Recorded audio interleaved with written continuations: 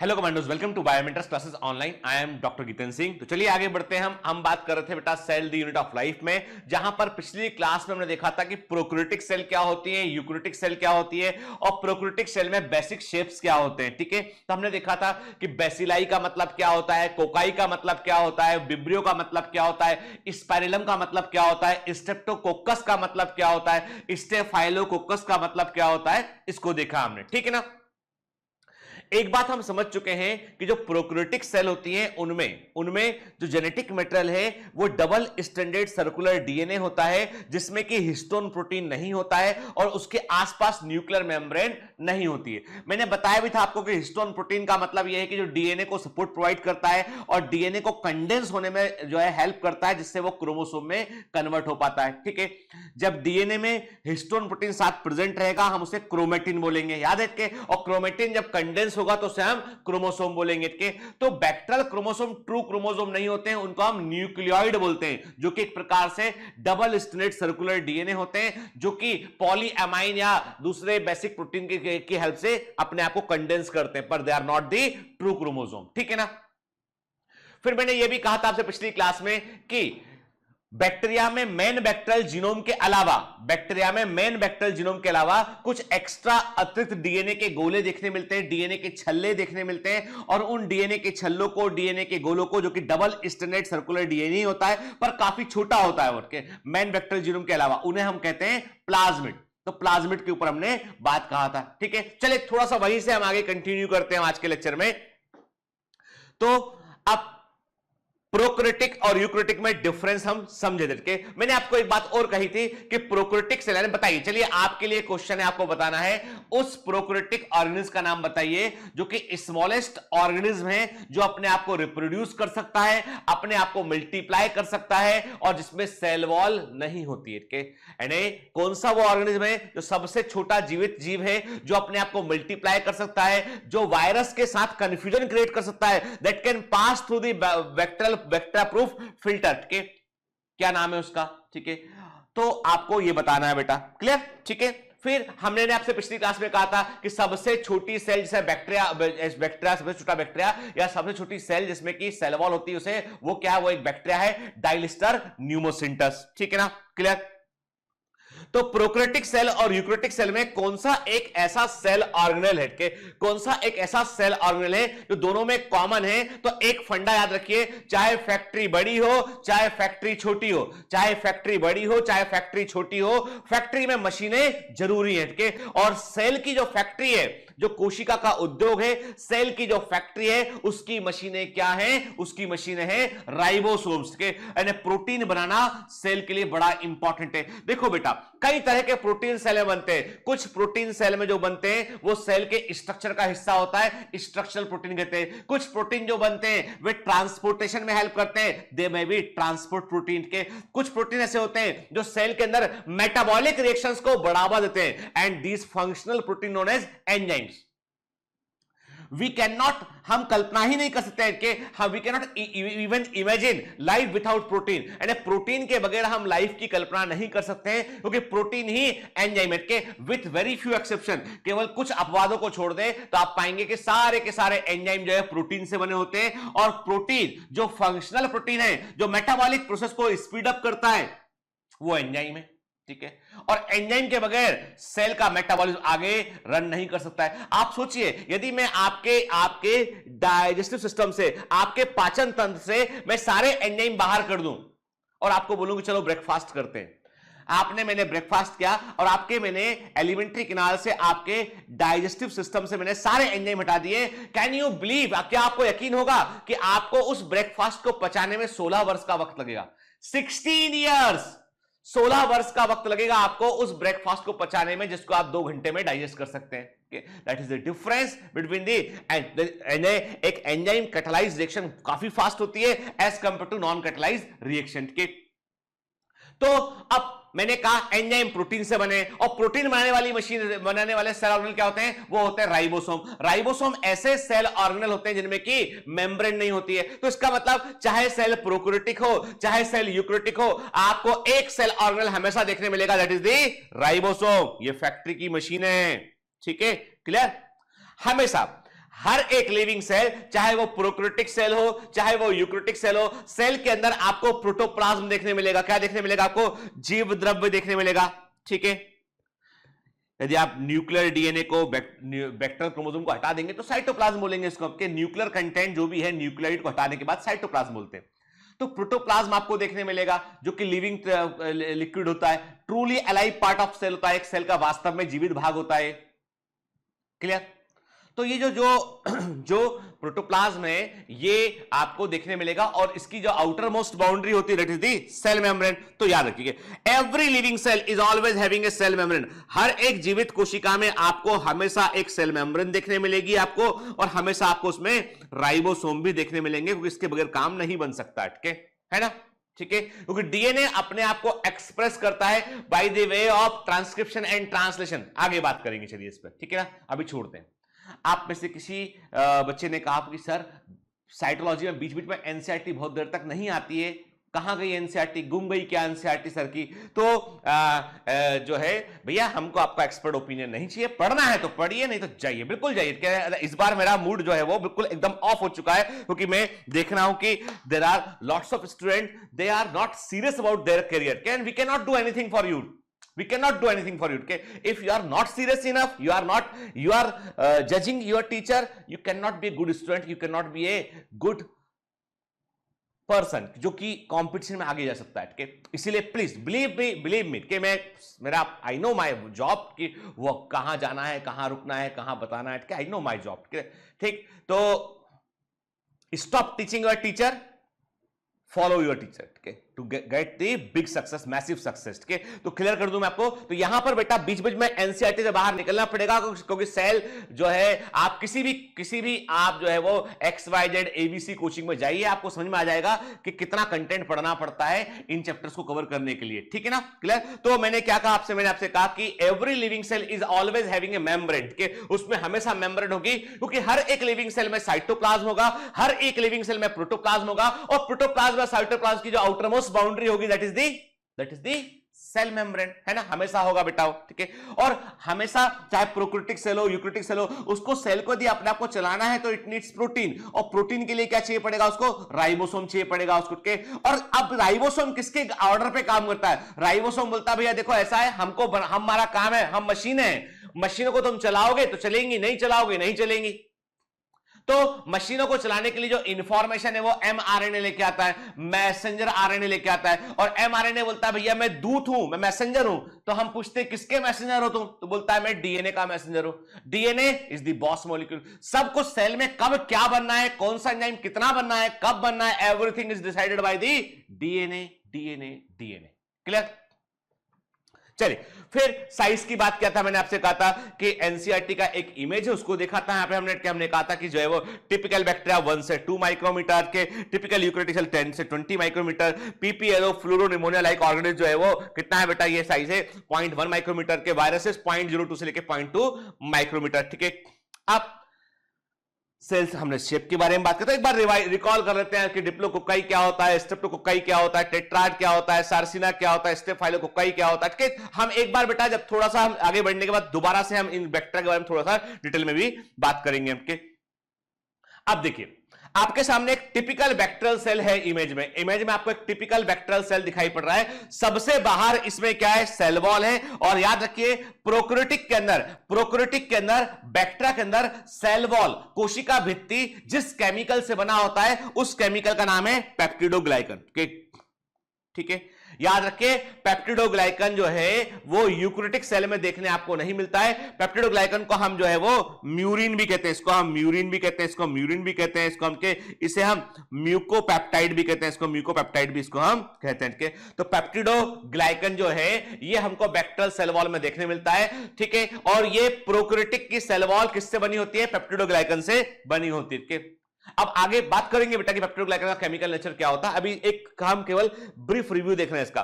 Cell wall से अंदर क्या है? सेल मेम्ब्रेन प्रेजेंटेड के। सेल वॉल के बाहर क्या है? स्लाइम कैप्सूल लेयर होती है जो कि पॉलीसेकेराइड से बनी होती है, जो कि मोस्टली पॉलीसेकेराइड से बनी होती है। तो पॉलीसेकेराइड से बनी कैप्सूल लेयर हमको सेल वॉल के बाहर देखने मिलती है, जो बैक्टीरिया को बचाती है नष्ट होने से, डिस्ट्रॉय होने से। ठीक है, फिर अंदर आके देखा हमने क्या दिखाई पड़ा, हमें इसमें साइटोप्लाज्म में राइबोसोम दिखाई पड़े हमें, ठीक है, साइटोप्लाज्म में कई सारे राइबोसोम दिखाई पड़ रहे हैं हमें सेल मेम्ब्रेन दिखाई पड़ रहा है इसमें के। फिर हमने क्या देखा, हमने कहा कि उसका जेनेटिक मटेरियल जो है वो न्यूक्लियोइड, अनुवांशिक पदार्थ क्या है इसमें, न्यूक्लियोइड। न्यूक्लियोइड क्या होता है, मेन बैक्टेरियल क्रोमोसोम। न्यूक्लियोइड क्या होता है बेटा, ये मुख्य बैक्टेरियल क्रोमोसोम होता है। It is the main bacterial chromosome, nucleoid is the main bacterial chromosome, ठीक है ना, क्लियर। बैक्टेरियल क्रोमोसोम वास्तविक क्रोमोसोम नहीं होते हैं, they are double stranded circular DNA. चूंकि इस डीएनए का साइज बैक्टीरिया के साइज से बड़ा होता है, इसलिए ये कंडेंस फॉर्म में मिलता है, इसमें लूप पाए जाते हैं, ठीक है। देखिए आप देख सकते हैं ये कंडेंस फॉर्म है, इसलिए इसको हम न्यूक्लियोइड बोलते हैं, ठीक है बेटा। फिर आप क्या देख रहे हैं, आप देख रहे हैं कि सेल वॉल पे कुछ आपको उभार दिखाई पड़े, इसको हमने क्या कहा था, पिली कहा था, पिली या फिमरी कहा था, पिछली क्लास में बात किया हुआ है इसके बारे में मिनट के। फिर कुछ स्टोरेज ग्रेन्यूल हमको बैक्टीरियल सेल के अंदर साइटोप्लाज्म में देखने मिलते हैं, ठीक। This is the mycoplasma, the smallest organism that can pass through the bacteria-proof filter। सबसे छोटा जीव जो अपने आप को मल्टीप्लाई कर सकता है, रिप्रोडक्शन कर सकता है, इसमें सेल वॉल नहीं होती है, ठीक है, clear. In addition to genomic DNA, हमने पिछली बार ये बात किया था, हमने कहा था कि सिंगल क्रोमोसोम या सर्कुलर डीएनए के अलावा हमें एक्स्ट्रा डीएनए देखने मिलते हैं, हम प्लाज्मिड कहते हैं, और प्लाज्मिड बैक्टीरिया को यूनिक फिनोटाइपिक कैरेक्टर प्रोवाइड करते हैं, ठीक है। ये एंटीबायोटिक रेजिस्टेंस भी प्रोवाइड करते हैं, क्लियर। तो देखिए यानी हमको प्लाज्मिड एग्जैक्टली साफ साफ पता होना चाहिए क्या होता है। देखिए आपके सामने एक बैक्टीरियल सेल है, उसमें आप बैक्टीरियल डीएनए को देख रहे हैं, आप मेन डीएनए को देख रहे हैं, और मेन डीएनए को, बैक्टीरियल डीएनए को हम बैक्टीरियल क्रोमोसोम बोल सकते हैं, या इसके लिए आप सबसे अच्छा वर्ड यूज करते हैं न्यूक्लियोइड के, न्यूक्लियोइड बोलते हैं या न्यूक्लियर इक्विवेलेंट बोलते हैं। ये यूकैरियोटिक के न्यूक्लियस के समतुल्य, it is equivalent to the nucleus of the eukaryotic, इसलिए इसको हम न्यूक्लियोइड कहते हैं, ठीक है। और जो एक्स्ट्रा डीएनए के छलने हैं वो प्लाज्मिड कहलाते हैं, ठीक है। वेरी वेरी इंपॉर्टेंट के प्लाज्मिड, अब देखो थोड़ा सा हम जो है 12th क्लास वाला थोड़ा सा नॉलेज जो है यहाँ पे कि जो हमारा 12th की एनसीईआरटी में रखा, उस नॉलेज को यहाँ पे बोरो करते हैं, लेके आते हैं वहां से। यहाँ पे मैंने आपसे कहा कि why plasmids are very important, plasmids are used in genetic engineering के। प्लाज्मिड का उपयोग हम जो है वो जेनेटिक इंजीनियरिंग में करते हैं, अनुवांशिक अभियांत्रिकी में करते हैं, they are used in genetic engineering के। They are used as a vector, इनका उपयोग वेक्टर या वाहक के रूप में करते हैं। वेक्टर का मतलब होता है कि एक, देखो एक बड़ी यूनिक बात ये होती है कि यदि बैक्टीरिया से प्लाज्मिड को आप बाहर निकाल लोगे, एक लिविंग बैक्टीरिया, ध्यान से मेरी बात सुन के, लिविंग बैक्टीरिया से यदि आपने एक प्लाज्मिड बाहर निकाल लिया तो बैक्टीरिया मरेगा नहीं, बैक्टीरिया मरेगा नहीं, जीवित रहेगा उठ के, क्योंकि प्लाज्मिड अतिरिक्त है, एक्स्ट्रा डीएनए है। लेकिन यदि बैक्टीरिया से आपने मेन बैक्टीरियल जीनोम को निकाल लिया, बैक्टीरिया से यदि आपने मेन बैक्टीरियल जीनोम को निकाल दिया, बैक्टीरिया मर जाएगा, ठीक है। बैक्टीरिया से यदि आपने मेन बैक्टीरियल जीनोम को निकाल दिया, बैक्टीरिया मर जाएगा। प्लाज्मिड को निकालोगे, बैक्टीरिया नहीं मरेगा, ठीक है। आप इजीली बैक्टीरिया में से प्लाज्मिड को बाहर निकाल सकते हैं, उसमें कुछ जोड़ सकते हैं, और प्लाज्मिड को वापस से रीइंटर कर सकते हैं बैक्टीरिया में आपके। तो क्या किया हमने, देखा अरे वाह ये तो बड़ी अच्छी प्रॉपर्टी है, हमने क्या किया, एक एस्चेरिचिया कोलाई बैक्टीरिया लिया, बैक्टीरिया के पास में प्लाज्मिड था, प्लाज्मिड को हमने बाहर निकाला, बाहर निकाल के प्लाज्मिड को हमने काटा, काटने के लिए हमने विशेष जगह ढूंढी जहां पे कुछ हमारे स्पेसिफिक एंजाइम है, जिनको हम बोलते हैं जेनेटिक नाइफ बोलते हैं, केमिकल नाइफ बोलते हैं, रेस्ट्रिक्शन एंडोन्यूक्लियस नाम के वो एंजाइम होते हैं। हमने कुछ, अब देखो मैं आपको उतना डिटेल में लेके नहीं जाऊंगा, मैं आपको सिर्फ इतना बताने की कोशिश कर रहा हूं कि प्लाज्मिड में कुछ विशेष जगह होती है जिन जगह पर जो है हम कट लगाते हैं और प्लाज्मिड को खोल लेते हैं। खोलने के बाद हमारा जो डीएनए ऑफ इंटरेस्ट है, फॉर एग्जांपल हम चाहते हैं कि मनुष्य के लिए, ह्यूमंस के लिए जो इंसुलिन है, जो इंसुलिन प्रोटीन है, जो इंसुलिन हार्मोन है, वो प्रोटीन हार्मोन है, तो इंसुलिन का प्रोडक्शन बैक्टीरिया के अंदर होने लगे, ठीक है। क्योंकि देखिए हमारी बॉडी में हार्मोन उतना ही बनता है जितनी हमको रिक्वायरमेंट होती है, एक्स्ट्रा नहीं बनता है, ठीक है। किसी को डायबिटीज है, उसका इलाज करना है तो हमको इंसुलिन देना पड़ेगा, और इंसुलिन का हम चाहते हैं कि बैक्टीरिया प्रोडक्शन करे, यानी बैक्टीरिया इंसुलिन को प्रोड्यूस करके दे। तो हमने क्या किया, हमने ह्यूमंस का इंसुलिन बनाने वाले जीन को तैयार किया, मिनट के हमने जो है आरएनए निकाला, उसका टेम्पलेट पढ़ा हमने, और हमने ऐसा जीन तैयार किया, ऐसा जीन निकाला ह्यूमन बॉडी से, उसको हमने जो है तमाम, अब वो टेक्निक क्या होती है हम आगे बात करेंगे। तो हमने एक इंसुलिन को बनाने वाला जीन तैयार किया, और उस जीन को हमने बैक्टीरिया के प्लाज्मिड में जोड़ दिया। जब आपने वेक्टर के प्लाज्मिड को बाहर निकाला, कट लगाया, कट लगाने के बाद उसमें इंसुलिन को बनाने वाला जीन हमने जोड़ दिया। जीन मतलब डीएनए का वो हिस्सा जो एक पर्टिकुलर इंफॉर्मेशन को रखता है। तो हमने वो जीन को जोड़ दिया उसमें प्लाज्मिड में और प्लाज्मिड को रीइंटर कर दिया हमने। अब वेक्टर सेल प्लाज्मिड दोबारा इंटर कर दिया। तो जो प्लाज्मिड बाहर निकाला, काटा, फॉरेन डीएनए जो बाहरी डीएनए उसको जोड़ा और प्लाज्मिड को रीएंट्री कर दिया हमने। तो इसका मतलब प्लाज्मिड को हमने एक वाहन के रूप में इस्तेमाल किया, एक वेक्टर के रूप में यूज किया हमने। अब ये प्लाज्मिड जब वेक्टर सेल के अंदर जाएगा तो प्लाज्मिड अपने आप को मल्टीप्लाई करेगा। तो आपने जो जीन अंदर डाला है वो अपने आप मल्टीप्लाई होगा। प्लाज्मिड अपने आप को एक्सप्रेस करेगा तो आपका जीन भी अपने आप को एक्सप्रेस करेगा। तो बैक्टीरिया इंसुलिन का प्रोडक्शन करने लगेगा। और ये कल्पना नहीं है, ऐसा ही होता है। आज मार्केट में जितने भी रिकॉम्बिनेंट डीएनए टेक्नोलॉजी वाले इंसुलिन अवेलेबल है सब ऐसे ही बनते हैं।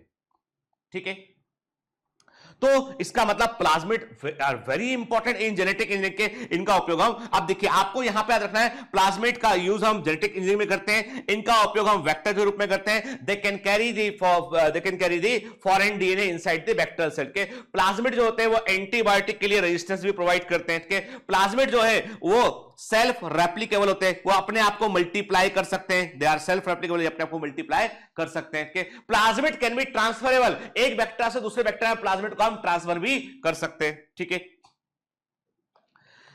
This plasmid DNA is used to monitor vector transformation with foreign. अब देखिए ये एक लाइन लिखी है, एनसीईआरटी में सिर्फ एक लाइन लिखी है। अब इस एक लाइन का मतलब जो मैंने बताया ना आपको, अभी पूरी कहानी सुनाई मैंने, इंसुलिन ये ना उठ के, तो ये सारी कहानी क्या है ये बताती है। ये हमने कहा ये है फॉरेन डीएनए के, ये फॉरेन डीएनए है, बाहरी डीएनए है। जो हमने कहा डीएनए ऑफ इंटरेस्ट है, सपोज हमने कहा इंसुलिन बनाने वाला डीएनए, और ये है प्लाज्मिड डीएनए की, ये है प्लाज्मिड डीएनए के।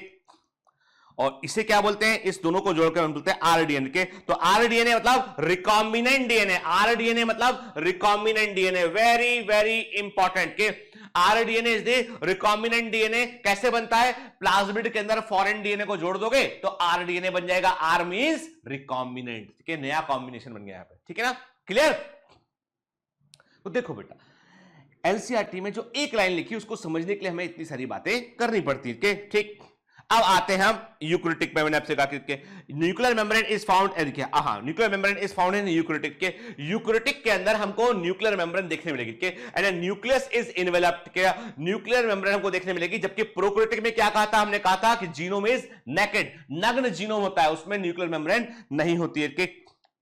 No organelles like ones in eukaryote are found in prokaryotic cell except the ribosome। मैंने कहा ना केवल मशीनों को छोड़ दो तो बाकी लग्जरी, जैसे हमने बात किया था कैंटीन का होना, पावर हाउस का होना, पैकेजिंग यूनिट का होना, याद है ना, कल की क्लास में बात किया था। तो हमने क्या कहा कि ये सारी चीजें यहां पर हमको देखने नहीं मिलेंगे, सिर्फ जो काम की चीजें वो है मशीनें, प्रोटीन बनाने के लिए वो राइबोसोम, वो आपको देखने मिलेगा। हालांकि प्रोकैरियोटिक और यूकैरियोटिक के राइबोसोम में फर्क होता है। जो यूकैरियोटिक के राइबोसोम है वो 70S टाइप होते हैं, 80S टाइप होते हैं, और प्रोकैरियोटिक के राइबोसोम जो है वो 70S टाइप होते हैं। अब ये S क्या है दिमाग में रखिएगा, मैं आपको जो राइबोसोम पढ़ाऊंगा तब बताऊंगा। ठीक है ना, क्लियर।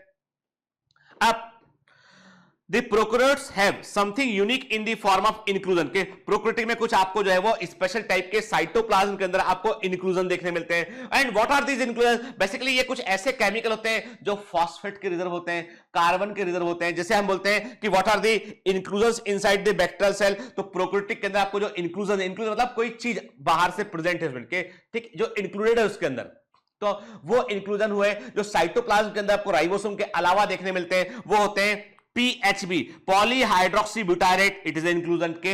वॉल्यूटिन ग्रेन्यूल, ठीक है, it is also an inclusion के। तो अब ये क्या होता है डिटेल में हम बेटा बात करेंगे, अभी नाम नोट, केवल नाम दिमाग में रखिए के। मैं आपको क्लियर कर दूं के, मैं जितनी बातें क्लास में कहता हूं बेटा, मैं आपने देखा होगा डीपीपी में मोस्ट ऑफ द क्वेश्चन उसमें से आ जाते हैं, ठीक है, इसलिए एकदम अटेंटिव होकर क्लास सुनिए आप।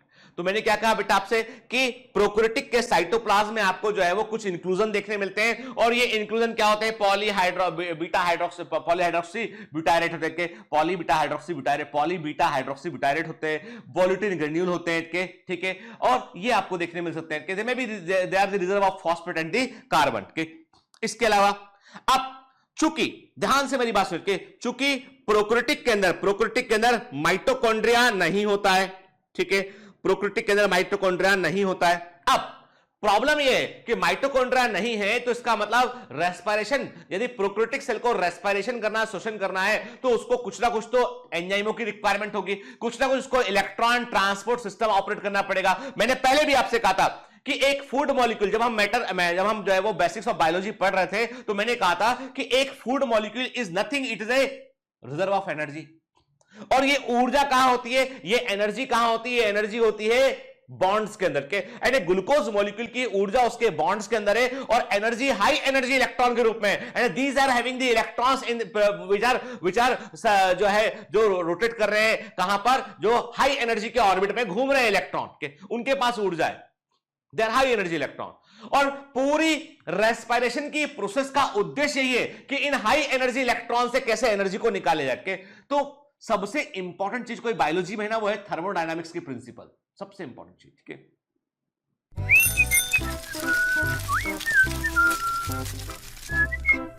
Hi, sorry to disturb you in between lecture, but it's important to inform you. You should download Biomentors app from Google Play Store. We need your support, so please take subscription to become an official commando of Biomentors. Bye bye. Continue your lecture. मैंने क्या कहा आपसे, मैंने आपसे कहा कि हर एक food molecule में ऊर्जा है, और ऊर्जा कैसे प्रेजेंट है, वो बॉन्ड्स में, और वो कैसे, वो हाई एनर्जी इलेक्ट्रॉन के रूप में। तो आपका काम यह है कि आपको इलेक्ट्रॉन को उन फूड मॉलिक्यूल से उन हाई एनर्जी इलेक्ट्रॉन को लेना पड़ेगा। लेने के बाद आप उनकी एनर्जी को कम करेंगे, और मतलब इलेक्ट्रॉन की एनर्जी निकालेंगे और उसे किसी और फॉर्म में कन्वर्ट करेंगे, क्योंकि एनर्जी को ना तो आप डिस्ट्रॉय कर सकते हैं, ना आप क्रिएट कर सकते हैं, केवल एक से दूसरे फॉर्म में वेरी गुड ट्रांसफॉर्म कर सकते हैं। ठीक है, क्लियर? तो इसका मतलब यह हुआ कि बैक्टीरिया बोलता है भैया हम भले ही प्रोकैरियोटिक है, हमको हमारे पास खुद का पावर हाउस नहीं है, माना हमारे पास खुद का पावर हाउस नहीं है, तो क्या हम मीटर का कनेक्शन भी ना लगवाएं? भैया आपके पास यदि फैक्ट्री है नहीं तो आप बोलेंगे भैया हमको इलेक्ट्रिक सप्लाई तो चाहिए, 3 फेज का हमको सप्लाई चाहिए ताकि हमारा काम चलता रहे अंदर। तो समझ लीजिए आप कि वैसे ही कि आप मान लीजिए उतना बड़ा इफेक्टिव पावर हाउस नहीं है सेल के पास में, तो सेल क्या करती है, सेल बोलती है कि एक काम करो भाई, हमको इलेक्ट्रॉन, हाई एनर्जी इलेक्ट्रॉन से एनर्जी निकालनी है। और याद रखना बेटा, बिल्कुल भूलना मत, ये बात पते की बातें बता रहा हूं कि जब भी आपको हाई एनर्जी इलेक्ट्रॉन से ऊर्जा निकालनी पड़ेगी, आपको कुछ इलेक्ट्रॉन कैरियर की रिक्वायरमेंट होगी। ध्यान से बचे, बात सुनिए कि आपको उन हाई एनर्जी के इलेक्ट्रॉन को कुछ स्पेसिफिक मॉलिक्यूल को देना पड़ेगा, और वही मॉलिक्यूल जो है वो एनर्जी को निकाल पाते हैं, और वो कहलाते हैं cytochrome. Cytochrome are the electron carrier. ठीक है, इनमें फेरस और फेरिक स्टेट में आयरन देखने हमको मिलता है। इलेक्ट्रॉन लेगा तो फेरिक फेरस बन जाएगा, इलेक्ट्रॉन देगा तो फेरस फेरिक बन जाएगा। तो ये दे आर वेरी इफेक्टिव। आप साइटोक्रोम क्या होते हैं डिटेल में पढ़ेंगे फिजियोलॉजी में। अभी मैंने आपसे कहा कि यदि इलेक्ट्रॉन से एनर्जी निकालना है तो आपको कुछ स्पेसिफिक मॉलिक्यूल की रिक्वायरमेंट होगी, साइटोक्रोम। और साइटोक्रोम की खास बात है कि they are present only on the membrane. बोलते भैया मेम्ब्रेन पे रखो हमको, तो ही काम करेंगे हम, तो मेम्ब्रेन चाहिए उसके लिए। हमने कहा कि प्रोकैरियोटिक सेल में तो कोई अंदर मेम्ब्रेन है ही नहीं है, ना माइटोकॉन्ड्रिया, कोई इंट्रासेलुलर कंपार्टमेंट ही नहीं है। तो बताइए प्रोकैरियोटिक में एकमात्र मेम्ब्रेन कहां प्रेजेंट है? बताइए, आप बताइए, प्रोकैरियोटिक में एकमात्र मेम्ब्रेन कहां प्रेजेंट है? वो है सेल मेम्ब्रेन के। और सेल मेम्ब्रेन जो है वही तो एकमात्र सहारा है, वही एकमात्र जो है वो डूबते को तिनके का सहारा है। तो भैया वही रखते हैं हम अपना इलेक्ट्रॉन ट्रांसपोर्ट सिस्टम, वही रखते हैं अपना साइटोक्रोम। तो इसका मतलब प्रोकैरियोटिक में क्या होता है, जो सेल मेम्ब्रेन है ये, ठीक है, इस सेल मेम्ब्रेन, मैंने कहा सेल मेम्ब्रेन है, सेल मेम्ब्रेन में क्या होता है, अंदर की तरफ से फोल्ड हो जाते हैं, कुछ ऐसे फोल्ड हो जाते हैं अंदर की तरफ, इसमें इनफोल्डिंग आते हैं। जैसे मैंने कहा ये इनफोल्डिंग हो गया, ये इनफोल्डिंग हो गया, ये इनफोल्डिंग हो गया, ठीक है। और ये जो इनफोल्डिंग होते हैं इन्हें हम बोलते हैं मीजोसोम बोलते हैं। मीजोसोम आपको कभी भी यूकैरियोटिक सेल में देखने नहीं मिलेगा, इन्हें हम मीजोसोम कहते हैं। मीजोसोम कभी भी आपको यूकैरियोटिक सेल में देखने नहीं मिलेगा। ये मीजोसोम है, ठीक है, दीज आर दी मीजोसोम, ठीक है, ये मीजोसोम है, ठीक है। ये क्या होते हैं, इनफोल्डिंग ऑफ सेल मेम्ब्रेन होते हैं। इनके ऊपर आपके जो रेस्पिरेशन के लिए जो इलेक्ट्रॉन है, जो ऑक्सीडेशन रिडक्शन रिएक्शन होती है, भाई इलेक्ट्रॉन को लोगे रिडक्शन होगा, इलेक्ट्रॉन आगे दे दोगे ऑक्सीडेशन होगा। तो ऑक्सीडेशन रिडक्शन रिएक्शन होती है जिससे एनर्जी को हार्वेस्ट करते हैं, और हम जो है वो उस जो है वो रेस्पिरेशन को पूरा करते हैं। वो प्रोसेस कहां ऑपरेट होगी, सेल मेम्ब्रेन पे ऑपरेट होगी। इसका मतलब ये है कि प्रोकैरियोटिक में जो रेस्पिरेटरी सिस्टम है वो सेल मेम्ब्रेन से संलग्न होता है, सेल मेम्ब्रेन से एसोसिएट होता है, ठीक है। अब ये साइटोलॉजी का वो हिस्सा पढ़ रहे हैं यहां से बहुत सारे एमसीक्यू बनते हैं बेटा के। A specialised differentiated form of cell membrane called mesosome is the characteristic of prokaryote. मैंने कहा ना मेसोसोम केवल आपको प्रोकैरियोटिक सेल में देखने मिलेगा, यूकैरियोटिक सेल में मेसोसोम देखने नहीं मिलेगा, ठीक है। होता क्या है मैंने आपको बताया, इनफोल्डिंग ऑफ मेम्ब्रेन के, they are specially the essentially the infolding of membrane. क्या होता है, क्या काम करता है, ठीक है, क्या इसका पर्पज है, ये सब हम ऑलरेडी अभी डिस्कस कर चुके हैं, ठीक है, क्लियर। देखिए आप ध्यान से, ये आपको दिखाई पड़ रहा मेसोसोम, देखिए रेड कलर से हमने इसमें सेल मेम्ब्रेन को मार्क किया है, ध्यान से देखिएगा बेटा, इसमें ना एकदम अटेंटिव रहा कीजिए, ठीक है, ये देखिए है ना, ये ठीक है ना बेटा, ये मेसोसोम है ना, ठीक। आप में से कुछ बच्चों को लगता होगा कि सर तो बहुत दिन से पढ़ा रहे हैं, पर सर तो पहले बड़े प्यार से बात करते हैं, आजकल गुस्सा भी करने लगे हैं। तो देखो बेटा, मतलब मेरा जो गुस्सा है ना, वो किस चीज के लिए गुस्सा है, सिंसियरिटी को लेकर के। मतलब मैं आपकी बहुत चिंता करता हूं, बहुत प्रेम करता हूं आपको। मैं चाहता नहीं हूं कि मेरे बच्चे जो बायोमेंटर से कमांडो हैं वो कहीं पर भी पीछे रहे जिंदगी में के। मैं चाहता हूं कि लाइफ की जो रेस है, जो हमारी कंपटीशन है, जो उसमें हम हमेशा आगे रहें के। और हमेशा आगे रहने की एक पहली शर्त ये होती है कि आप अपनी जिंदगी में डिसिप्लिन का, अनुशासन को उतारें आपके। यदि आप अनुशासित नहीं है तो आप कोई भी काम को टाइम बाउंड तरीके से नहीं कर पाएंगे तो आपकी सक्सेस भी कभी टाइम बाउंड तरीके से आपको नहीं मिलेगी। सफलता जो है उसके सपने बहुत सारे लोग देखते हैं, लेकिन बहुत कम लोग होते हैं जो अपनी सक्सेस के लिए अपने आप को तपाते हैं के। याद रखिए, यदि आप तप नहीं रहे हैं, यदि आपको कष्ट नहीं हो रहा है, और यदि आप जो है वो जो है अपना जी जलाकर मेहनत नहीं कर रहे हैं आपके, तो कभी भी आप सोना नहीं बन सकते हैं। सोना बनाने के लिए आपको पता है उसको सुनार तपाता के, जो कसौटी पे सोने को जो है परखा जाता है, उसे तपाया जाता है, तो गोल्ड निखर के सामने आता है, हाँ भाई ये गोल्ड है, इसकी कीमत है। लोहे को कसौटी पे नहीं परखा जाता है। कसौटी पे परखने के लिए, कसौटी समझते हैं, वो एक पैरामीटर होता है कि कितना प्योर कितना अच्छा गोल्ड है के। तो कसौटी पे परखने के लिए जो है वो सोना ही जो है होता है, लोहे को नहीं परखते। कभी देखा है आपने कि सुनार की दुकान पे जो सोना है वो सड़क के किनारे बाहर वो रख के चला जाए? नहीं, यदि सड़क के किनारे बाहर उसने सोना रख दिया तो लोग लूट ले जाएंगे, लोग लेके भाग जाएंगे उसको। लेकिन आप देखेंगे कि जो हार्डवेयर वाले लोग होते हैं, उनके पास बड़े बड़े सरिये हैं, बंडल बांध के वो बाहर भी रखे रहेंगे। तो आदमी को एक सरिया उठाने में जो है वो मेहनत लग जाएगी। और लोहा उसको लगता है कि लोहा ऐसा नहीं कि वैल्यू ले सके, पर लोहे और सोने में कोई कंपैरिजन नहीं है। जिंदगी भी ऐसी है कि आपको जो है वो आपको अपने आप को अभी तपाना पड़ेगा, ठीक है, तब आप कीमती बनेंगे। और कीमती चीजें जो होती है ना, वो बड़ी सहज के रखी जाती है। तो आप भी मेरे लिए, मैं जिससे आप मुझसे जुड़े हैं, तो you are very precious to me. तो मैं आपके जितने डेविएशन है, जो आपके इधर लेफ्ट और राइट जाने का तरीका, उस सबको से बचाना चाहता हूं। मैं चाहता हूं मेरा बच्चा ऐसे पढ़े, बिल्कुल एकदम ऐसे पढ़े। मेरा बच्चा जो है वो अपने लक्ष्य के अलावा कुछ और सोचे ही ना उठ के। मेरा बच्चा कभी डिप्रेस ना हो। मेरा बच्चा हमेशा एफर्ट करे, मेहनत करे और हमेशा अपना बेस्ट निकाल के देने की कोशिश करे। जो आज तक पहले कभी नहीं हुआ है ना, वो अब हो, ऐसा मैं चाहता हूं। ठीक।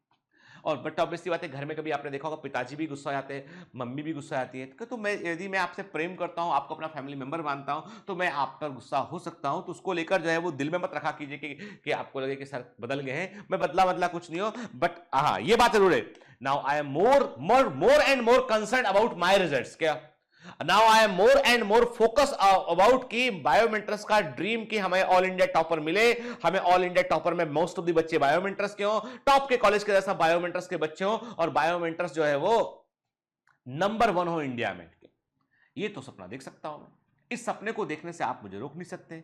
और लेकिन इस सपने को पूरा करने के लिए मैं सिर्फ अपनी तरफ से अपनी एफर्ट कर सकता हूं, बाकी काम तो आपको करना पड़ेगा, है ना बेटा? ठीक है, देखते हैं आप में से कौन मेरा सपना पूरा करता है। चलो, है ना, वापस कंटिन्यू करते हैं। तो अभी मैंने आपसे कहा कि फोकस इस बात पे करना है कि जो सेल मेम्ब्रेन है, ये सेल मेम्ब्रेन अंदर आया और देखो ऐसे हो गया के, और इसमें क्या है, इसे हमने बोला मेसोसोम बोला के। और इसमें बेसिकली जो है वो देखो इसमें भी 2 तरीके का होता है, एक पेरिफेरल मेसोसोम होता है, एक सेंट्रल मेसोसोम होता है। पेरिफेरल मेसोसोम पेरिफेरी में होता है, सेंट्रल अंदर होता है। यदि ये मेसोसोम अंदर तक हो जाएगा तो वास्तव में जब ये मेसोसोम काफी अंदर डीप हो जाता है तो ये बैक्टीरियल सेल को 2 में डिवाइड करने की कोशिश करता है। मतलब it is actually trying to divide this bacterial cytoplasm into 2। उसे बोलते हैं सेंट्रल मेसोसोम बोलते हैं। चलिए आगे बात करते हैं इस पे हम, ठीक है। अब जो पॉइंट टू बी नोटेड के ऐसे बिंदु जो आपको ध्यान रखने, जो इंपॉर्टेंट पॉइंट है वो क्या है बेटा? Mesosomes are specialised structure formed by the convoluted invaginations of cytoplasmic membrane. अब ये जो टर्मिनोलॉजी है ना बेटा, ये एग्जाम में ऐसे लिखी आती, पूछी आती कई बार, ठीक है ना, ठीक है, एम्स के अंदर ये यही वर्ड इस्तेमाल किया गया, ठीक है। तो वास्तव में जो म्यूसोम होते हैं ये क्या होते हैं, ये स्पेशलाइज्ड टिश्यू होते हैं। They are always present in prokaryotic cell, they never present in eukaryotic cell के। और ये जो होते हैं ये वास्तव में सेल मेम्ब्रेन के इन्वेजिनेशन होते हैं। इनको हम दो हिस्सों में बांटते हैं, सेप्टल और लैटरल म्यूसोम के। जो सेप्टल जो म्यूसोम है वो होते हैं सेंट्रल म्यूसोम, उनको हम सेंट्रल म्यूसोम भी कहते हैं। और जो लैटरल होते हैं उनको हम जो है पेरिफेरल, उनको हम पेरिफेरल मीजोसोम भी कहते हैं, ठीक है। देखो बेटा, जो म्यूसोम जो है वो पेरिफेरल होगा वो इस तरह का होगा, जो पेरिफेरल म्यूसोम होगा वो इस तरह का होगा, ठीक है ना। वो अभी डायग्राम पूरा नहीं है, पूरा बना तो लेने दो मेरे को डायग्राम, ठीक है। ये इस तरह का होगा, है ना, ये पेरिफेरल म्यूसोम है, ठीक है ना। इनको हमने लैटरल म्यूसोम बोला, ठीक है। ये है लैटरल या पेरिफेरल मीजोसोम, ठीक है, दिखाई पड़ रहे हैं आपको ये, है ना, ठीक है। और यदि हम जब बोलते हैं सेप्टल या सेंट्रल म्यूसोम बोलते हैं तो कैसा होता है ये ऐसा होता है, ठीक है। ये वेक्टर सेल को दो हिस्सों में डिवाइड करने के लिए अंदर की ओर बढ़ता है। ये सेंट्रल या सेप्टल यानी सेप्टा के समान काम करता है और दो हिस्सों में इसको बांट देगा, ठीक है, क्लियर। ये इरेगुलर शेप के होते हैं, कोई निश्चित शेप इनका नहीं होता बेटा, ठीक है। फंक्शन क्या होता है, देखिए फंक्शन क्या होता है, देखिए फंक्शंस में increase in the membrane surface, जब ये अंदर की तरफ इन्वेजिनेशन बनाएगा तो मेम्ब्रेन का सरफेस एरिया बढ़ जाएगा, ठीक है। And which may be useful as a site for enzyme activity in respiration and transport के, तो ट्रांसपोर्टेशन में भी हेल्प करता है और सबसे इंपॉर्टेंट फंक्शन होता है कि ये रेस्पिरेशन में हेल्प करता है। इसका मतलब हम मीजोसोम को, ध्यान से मेरी बात सुनना, इसका मतलब हम मीजोसोम को माइटोकॉन्ड्रिया का एनालोगस बोल सकते हैं, एनालोगस टू माइटोकॉन्ड्रिया। अब आप बोलोगे सर ये एनालोगस का मतलब क्या होता है, इसका हिंदी वर्ड होता है बेटा समरूप, समरूप एक समान काम करने वाला, जो फंक्शन में सेम होके, जो फंक्शन में सेम हो के, जो फंक्शन में सेम हो, भले ही ओरिजिन अलग अलग तरह का हो के। एंड एनालोगस का मतलब है different in origin, different in structure, but they are same in function. तो माइटोकॉन्ड्रिया रेस्पिरेशन में इन्वॉल्व है, मीजोसोम भी रेस्पिरेशन में इन्वॉल्व है। तो कोई पूछता है प्रोकैरियोटिक में माइटोकॉन्ड्रिया का एनालोगस स्ट्रक्चर क्या है, तो क्या बोलेंगे आप, मीजोसोम में उठ के। इसके अलावा जो है बैक्टीरिया जब डिवाइड करता है, अपने डीएनए को डुप्लीकेट कर लेता है, तो बैक्टीरियल सेल को एक्चुअली दो हिस्सों में डिवाइड करने में कौन काम करता है, सेंट्रल म्यूसोम काम करता है, जिसको हम जो है वो क्या बोलते हैं, सेप्टल म्यूसोम भी कहते हैं, ठीक है, क्लियर। चलिए अब कुछ बड़े इंपॉर्टेंट फैक्ट है जो हमको दिमाग में रखने में टटके। तो मैंने कहा आपसे कि जो वास्तव में फ्रीक्वेंटली आस्क्ड क्वेश्चन में, in prokaryotic cell the nuclear material remain expose in the cytoplasm. Prokaryotic cell में नोट करते जाइए, ये बेटा आपको नोट करना है, ये एनसीईआरटी में नहीं है ये, ठीक है ना, नोट करना है आपको, ठीक है। इन prokaryotic cells the nuclear material remain expose in the cytoplasm. Prokaryotic कोशिकाओं में नाभिकीय पदार्थ साइटोप्लाज्म में खुला हुआ पाया जाता है, एक्सपोज होता है, खुला हुआ पाया जाता है। ऐसे न्यूक्लियस को हम न्यूक्लियाइड या जीनोफोर कहते हैं। Such nucleus are known as nucleoid और जीनोफोर। जीनोफोर वर्ड बेटा एग्जाम में पूछा था, आईएमपीए, ठीक है। ऐसे न्यूक्लियस को हम न्यूक्लियाइड या जीनोफोर कहते हैं, इसे हम, ठीक है, न्यूक्लियाइड या जीनोफोर कहते हैं।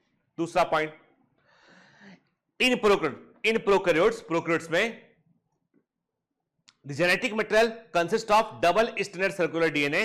प्रोकैरियोट्स में आनुवांशिक पदार्थ, प्रोकैरियोट्स में आनुवांशिक पदार्थ द्वितंतुक गोलाकार डीएनए होता है, द्वितंतुक गोलाकार डीएनए होता है, डबल स्ट्रैंडेड सर्कुलर डीएनए होता है। It is not associated with histone protein, यह हिस्टोन प्रोटीन से संलग्न नहीं होता है। It is not associated with histone protein, यह हिस्टोन प्रोटीन से संलग्न नहीं होता है, ठीक है। This circular DNA represent the prokaryotic nucleus, यह गोलाकार डीएनए प्रोकैरियोटिक नाभिक को दर्शाता है, यह गोलाकार डीएनए प्रोकैरियोटिक नाभिक को दर्शाता है। कॉल्ड न्यूक्लियाइड, जिसे न्यूक्लियाइड कहते हैं, कॉल्ड न्यूक्लियाइड, जिसे न्यूक्लियोइड कहते हैं, कॉल्ड न्यूक्लियाइड, जिसे न्यूक्लियोइड कहते हैं, ठीक है।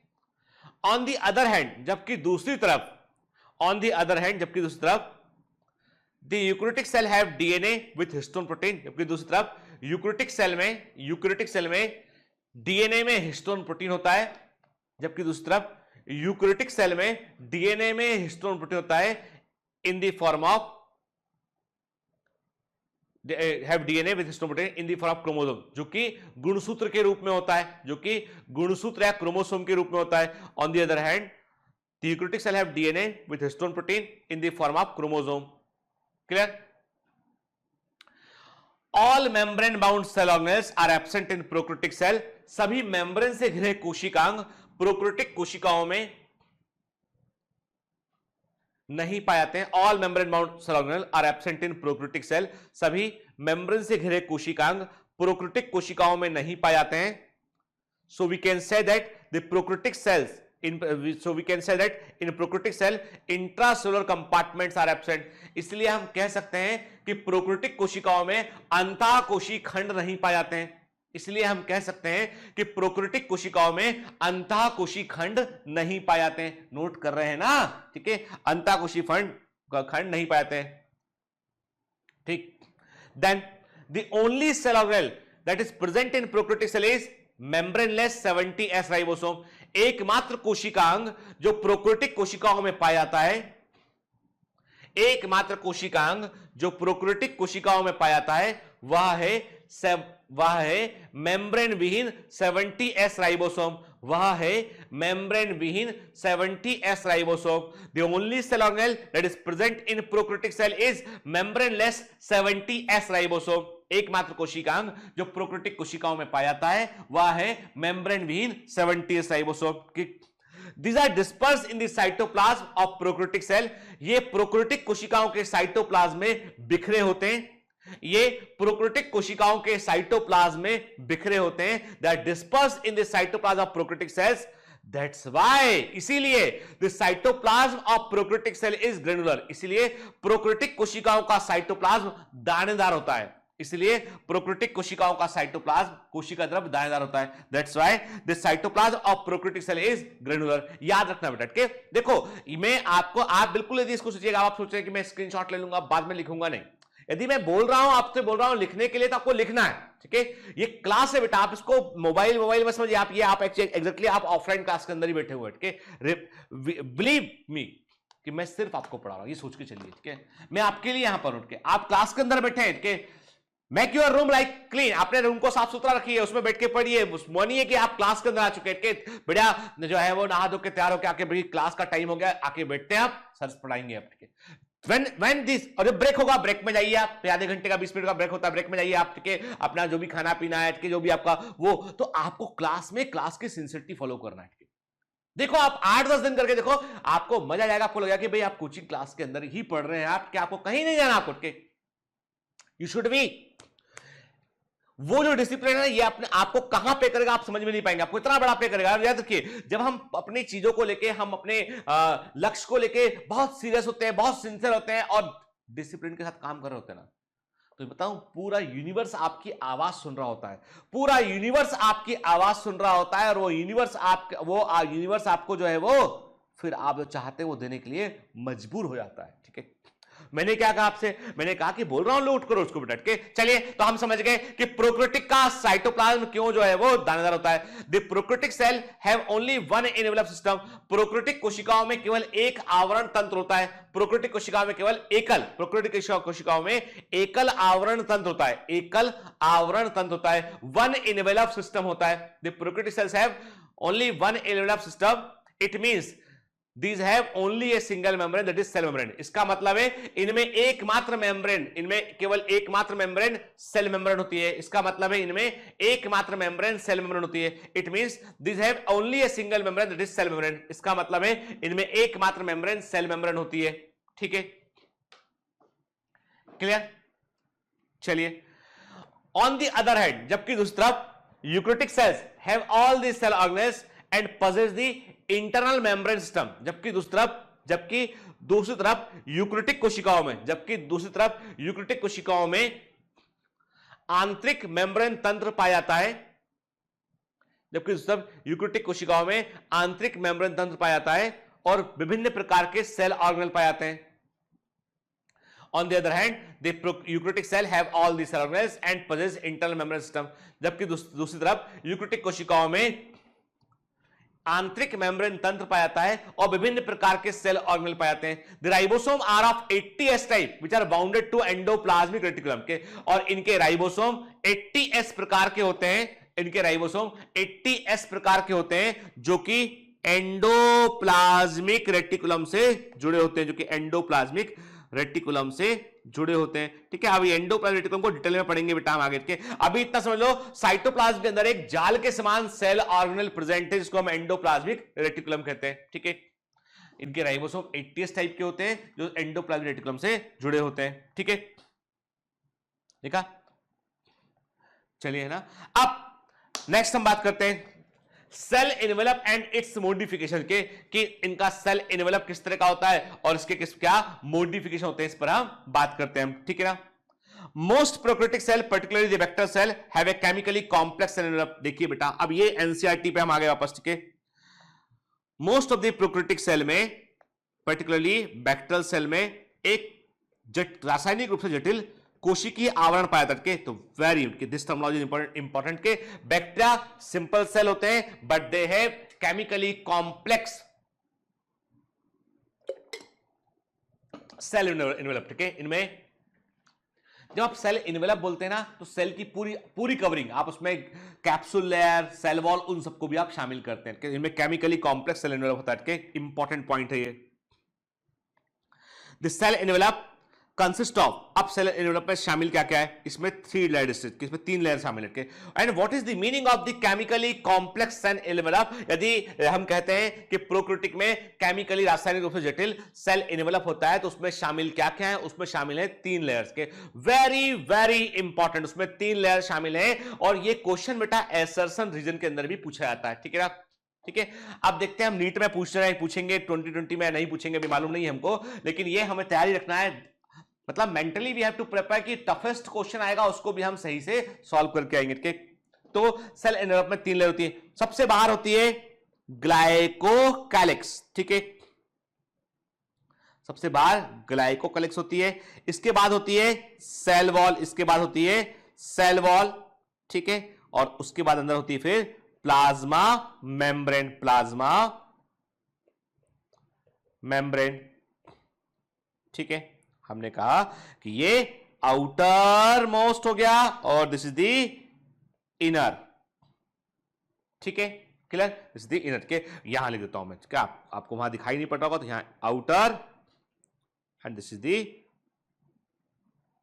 इनर. के सबसे बाहर होती है बेटा क्या, सबसे बाहर होता है इसमें ग्लाइकोकैलिक्स, फिर होता है सेल वॉल और फिर होता है प्लाज्मा मेम्ब्रेन. ठीक है ना, क्लियर. चलिए आज बात को हम यहीं खत्म करेंगे. देखो हमारे पास इस चैप्टर में बहुत कुछ समझने को है, तो अब बजाय इस बात के फोकस करने के हम बहुत स्पीड से हम कंटेंट डिलीवर करते हुए चले, we have to focus on the content which should be, एक बार पढ़ने के बाद वो दिमाग में रहना चाहिए. के और बहुत आप देख रहे हैं एवरी लेक्चर, हर लेक्चर से बहुत सारे एमसीक्यूज बन रहे हैं. के तो हमें पूरा एमसीक्यू लगाते चलना है, जिससे थोड़ा कोर्स आगे बढ़ेगा. एंड इस आफ्टर दिस मंथ के we have to increase our speed little bit. ठीक है, फिर धीमे धीमे करके फिर क्या होगा कि आपके यहाँ मतलब क्लासेस का फ्रिक्वेंसी, लेक्चर का जो स्पीड है वो बढ़ेगा. क्योंकि अभी सबसे इंपॉर्टेंट चीज ये है कि हम जो पढ़ रहे हैं ना वो सारे चैप्टर बेसिक्स हैं बायोलॉजी के, मतलब बायोलॉजी का फंडामेंटल पूरा वहीं पे टिका हुआ है. तो वो चैप्टर को हम अच्छे से समझते हुए आगे बढ़ना है. ठीक है ना, क्लियर. चलिए बेटा ना, और देखो बेटा ना बहुत सिंसियर रहो. क्या है कि ये एग्जाम इतना बड़ा है कि इस एग्जाम में फेल होकर हम सीखें, फेल होकर हम सिंसियरिटी सीखें तो कुछ सीखे नहीं हम. एंड वी शुड नॉट मतलब हम मनुष्य है तो मनुष्य के पास अनुभव होता है और उस अनुभव का के कारण वो दूसरों की सीख से भी सबक लेता है. तो सबक लीजिए. आपके आसपास यदि लोग कहते हैं आपको कि नहीं यार वो देखो उसका भी एक अटेम्प्ट में नहीं हुआ, उसका भी एक अटेम्प्ट नहीं हुआ, इसका मतलब ये है उसको भी 3 साल हो गया, इसका मतलब ये है कि ये जो जितने फेलियर्स हैं ना आसपास आपको दिखाई पड़ रहे हैं वो फेलियर्स कहीं ना कहीं गलती किए हैं. तो यू शुड के आपको वो गलती नहीं करना है. You should be very sincere from the beginning. के you should be very very competitive. देखिए ये एग्जाम ऐसा है कि यहां पर आपको जो है वो हमेशा अपने आप को, होता है धनुष बाण होता है, खींचते फिर छोड़ते तो आगे जाकर के, तो वो खिंचाव जो है ना, आपको आपके कंफर्ट जोन से बाहर निकलना पड़ेगा, ठीक है। आपके जो मनोरंजन है उनको भी आपको त्यागना पड़ेगा। जैसे ही लेक्चर चालू किया, यूट्यूब पर रिकमेंडेशन लेफ्ट राइट आने लगे, तो गाना सुनने पहुंच गए, या अलगारी सुन लिया, कुछ नहीं है तो समझने वाले समझ गए। तो भैया ऐसा मत करो, आपका तो मिनट कीमती बेटा, ठीक है। हर दिन हम आगे बढ़ रहे होते हैं, तो आपको एकदम फोकस रहना है, एकदम अपने टास्क पे। मैं हमेशा आपसे कहता हूं, और ये मेरा गुरु मंत्र, मैं हमेशा आपसे बोलता हूं, कभी कभी जी जलाने से जिंदगी रोशन हो जाती है। All the best.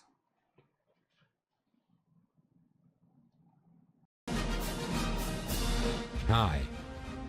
To become an official commando of Biomentors, join us at www.biomentors.online. Here you can solve daily practice papers, an online test. You can download performance enhancement sheets. You can track your progress. You can interact with other fellow commandos. Join us and prepare yourself. It's a commando training for your success. Download Biomentors online app from Google Play Store.